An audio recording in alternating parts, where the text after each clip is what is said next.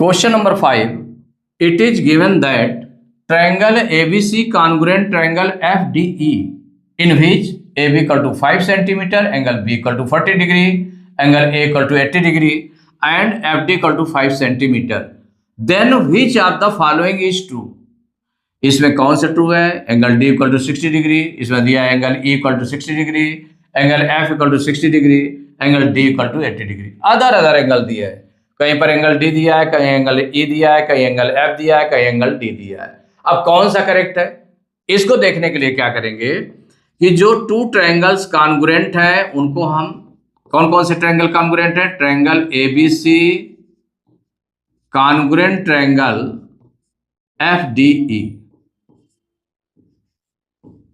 अब इनका अगर हम डायग्राम बना ले, डायग्राम बना लीजिए। एबीसी का बना लीजिए, ये आपने डाल दिया ए बी सी। दूसरा ट्रायंगल एफडीई,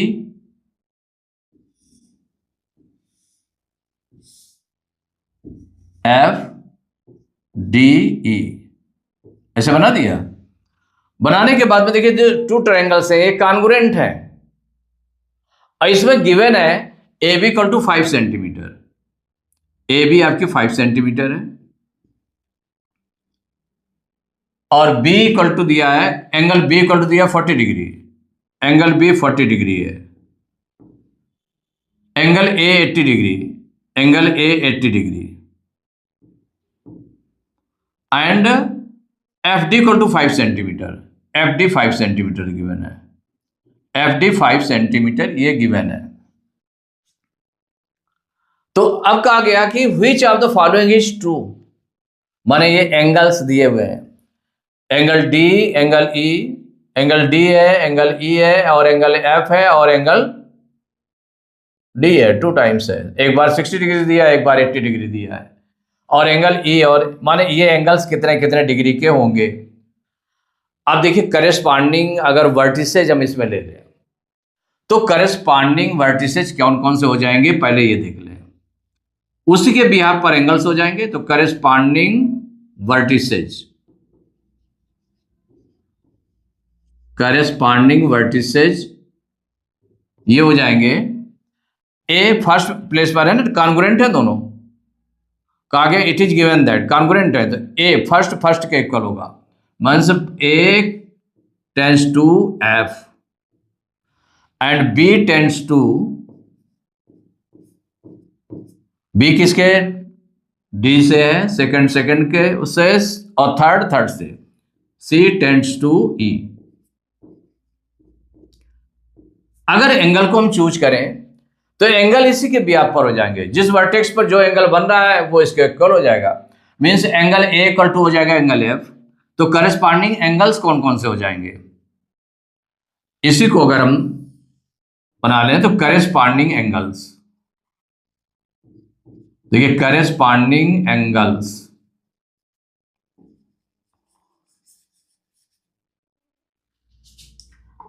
करस्पॉन्डिंग एंगल्स में क्या हो जाएगा? Angle A equal to angle F, angle A equal to angle F, ये हो जाएगा।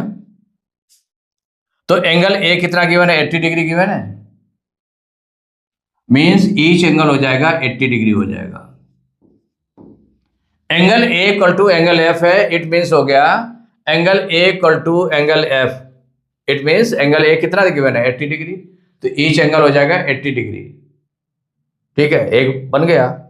दूसरा क्या हो गया? Angle B equal to angle D, angle B equal to angle D, angle B कितना गिवन है? 40 डिग्री, तो ये ईच एंगल हो गया 40 डिग्री के हो गया, एंगल बी भी 40 डिग्री हो गया, एंगल डी भी 40 डिग्री हो गया, 2 चीजें हो गई।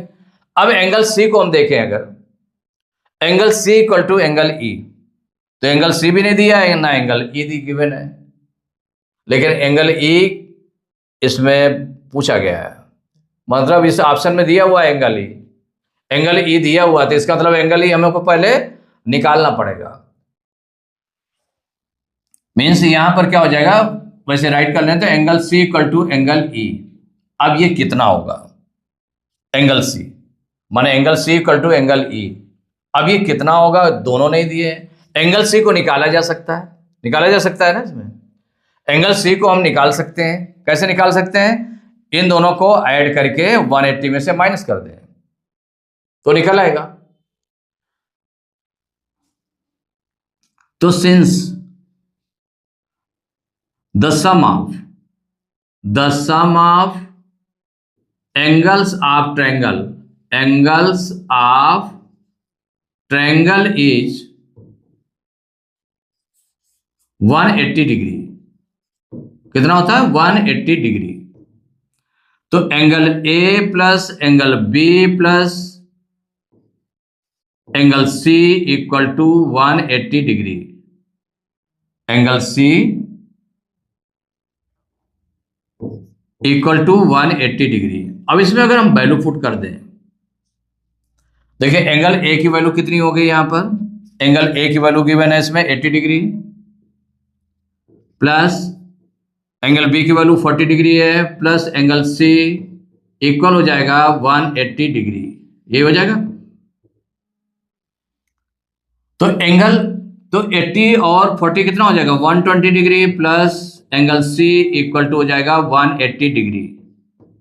तो angle C equal to 180 degree में से 120 डिग्री माइनस कर दें, उधर ट्रांसपोज करेंगे तो एंगल सी की वैल्यू निकल आएगी 60 डिग्री। ये आ गई, एंगल सी निकल आया 60 डिग्री। अब यहां पर angle C equal to angle E, ये आपने निकाल लिया इसको। ये देखिए निकाला, एंगल सी निकाला है। इसका मतलब angle C equal to angle E equal to हो जाएगा 60 डिग्री। अब टैली कर लें। यहां पर गिवन है angle D equal to 60 degree, angle D equal to 60 degree. यहां पर कितना? 40 डिग्री है? तो ये इनकरेक्ट है। कौन सा ट्रू है यह देखना है आपको। माने ए ऑप्शन में अगर हम यहां पर देखें, ए ऑप्शन में क्या दिया है? Angle D equal to 60 degree. ये आपका कैसा है? फॉल्स है, ट्रू है, ट्रू नहीं है। अब इसका सेकंड देखें, angle E equal to 60 degree. B में दिया है angle E equal to 60 degree, ये गिवन है। अब देखें एंगल ई कहां पर है? ये 60 डिग्री गिवन है। कितना गिवन है? 60 डिग्री। इट मीन्स हो गया ये आपका करेक्ट है। आपको ट्रू देखना था। एंगल एफ देख लें तो 80 डिग्री है, यहां पर 60 डिग्री, ये अनट्रू है। Angle D equal to 80 degree, angle D कितना है? 40 डिग्री, ये भी अनट्रू है, माने ट्रू नहीं है।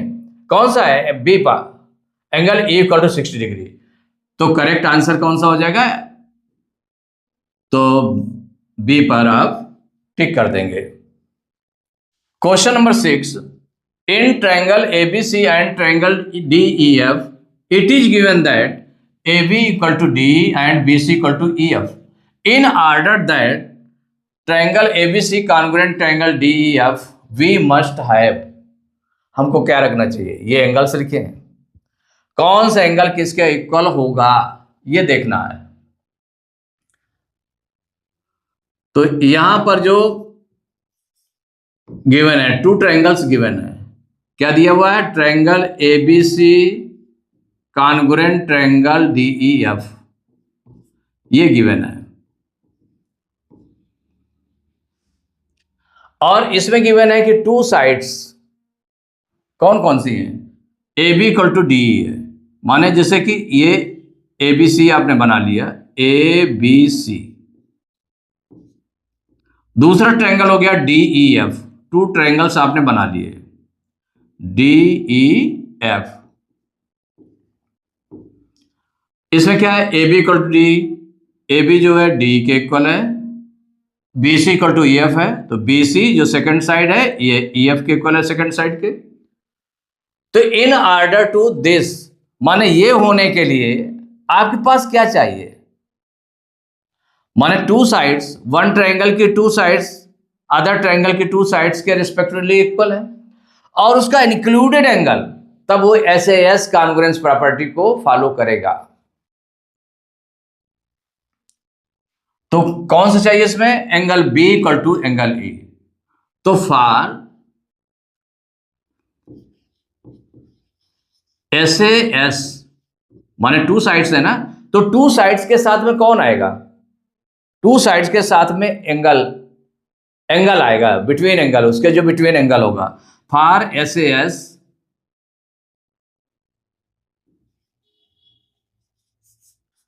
कॉन्ग्रुएंस प्रॉपर्टी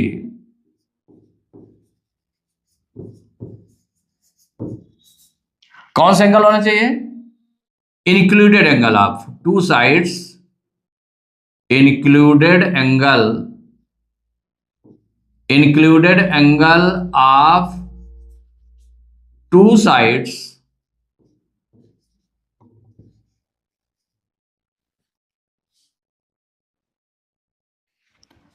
तो for SAS congruence property included angle of two sides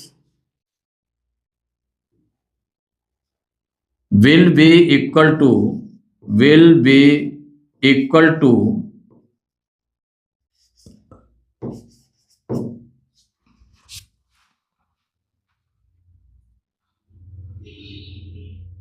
to the respective angle of other triangle, respective angle of other triangle, angle of other triangle.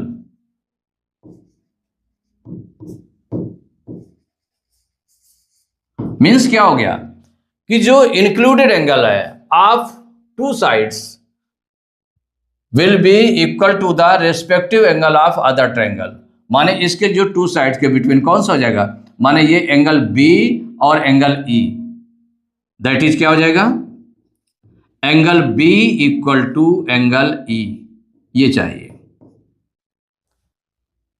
ये आपका आंसर होगा। माने इसमें देख लें ऑप्शन में कौन सा है, angle B equal to angle E, B option है, तो B option is correct option. इसमें अदर नहीं है, angle A equal to angle D, ये साइड का एंगल पड़ रहा है, इन दोनों के बिटवीन नहीं है एंगल, माने इनके दोनों इंक्लूडेड एंगल, इसके बीच का एंगल होना चाहिए, तो बीच का एंगल नहीं है। और जैसे एंगल सी है तो एंगल सी भी आपका नहीं, कौन सा है, एंगल सी, एंगल सी भी बिटवीन एंगल नहीं है, तो कौन सा बी है, option B is correct option. Question number 7, in triangle ABC and triangle DEF it is given that angle B equal to angle E, angle C equal to angle F, in order that triangle ABC congruent triangle DEF we must have, माने two triangles given है, यहां पर कौन से triangles given है, two triangles given है, एक triangle ABC है, ABC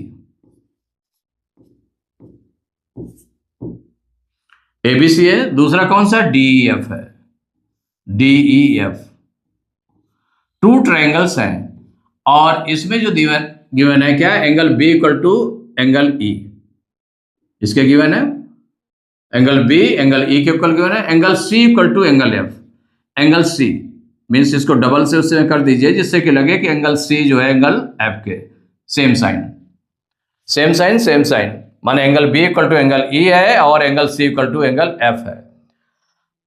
in order that triangle ABC congruent triangle DEF, माने ट्रायंगल इन ऑर्डर टू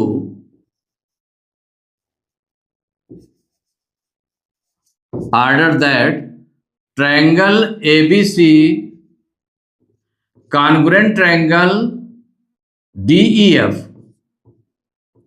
माने इसको जो है in order that triangle ABC congruent triangle DEF, ये ट्रायंगल है, ये कॉन्ग्रुएंट है, इसके लिए हमें क्या नीड है, माने टू, देखिए वन एंगल, टू एंगल्स तो हो गए, तो कौन साइड चाहिए इसकी, जो इंक्लूडेड साइड है, वो जो साइड है इसकी जिसमें एंगल्स बन रहे हैं, माने कौन सी, order that triangle ABC it should be the, it should follow या it must follow the property of